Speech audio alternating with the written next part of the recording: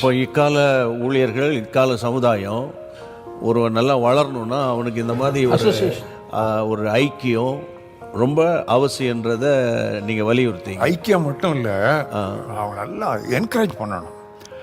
அவனை பிடிச்சி இழுக்கக்கூடாது. அவன் குறைகளையே பெருசாக சொல்லக்கூடாது. இப்போ எனக்கு யூத் மினிஸ்டரில் பை காட்ஸ் கிரேஸ் இன்னைக்கு வரைக்கும் நான் நல்ல ஒரு சக்ஸஸ்ஃபுல்லாக இருக்கிறேன். எனக்கு தெரியும் காரணம். வாலிபரை நான் வாலிபர் எழும்பி சிலம்பம் பண்ணட்டும்னு சொல்லி விட்டுருக்கிறேன். அவன் தப்பு பண்ணுவான், பண்ணிட்டு போட்டணும். யார் தப்பு பண்ணல? See, youth make mistakes. We elders make blunders. அப்படிதானே? நம்ம பிளண்டர்ஸை காட்ட மாட்டோம். ஏன்னா நம்ம ரொம்ப டெக்னிக்காக அதெல்லாம் மறைச்சிருவோம். அவன் இது வெளியே தருது. யூத்தை டாலரேட் பண்ணி ட்ரெயின் பண்ணா தான் அவனை வளர்க்க முடியும். யூத்தை எப்படி வளர்க்கணும்னு சொல்லி I am ready to teach. ஏன்னா நான் வளர்த்துருக்குறேன். நான் வளர்த்த youth all over the world பாஸ்டர்ஸாக ப்ரீச்சர்ஸாக இருக்கிறாங்க. இன்றைக்கி நிறைய பெண்டிகாஸ்ட் சர்ச்சினுடைய சீனியர் பாஸ்டர்ஸ் எல்லாம் நான் வளர்த்தவங்க.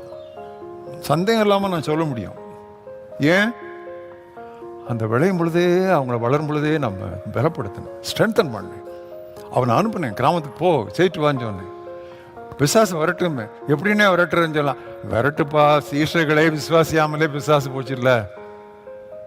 வந்தாங்கல்ல 70 பேர் வந்து என்ன சொன்னாங்க? பிசாசுகளும் எங்களுக்கு கீழ்ப்படுகிறது. அப்போ இவன் எதிர்பார்க்கல, விசுவாசிகள் இல்ல. அதெல்லாம் சொல்லி தான் இது பண்ணிப்பேன். நானே பிசாசு பிசாசு வரட்டும் போது பயத்துல தான் ஏசு நாமத்தாலே போ அப்படின்னு சொல்லி நான் தான் பயந்தேன். பட் அதோட நாமத்துக்கு பயந்து அது போயிடுச்சு. இதெல்லாம் நான் யூத்துக்கு சொல்லுவேன். இப்படி சொல்லி அவங்கள நான் வளர்த்தேன்.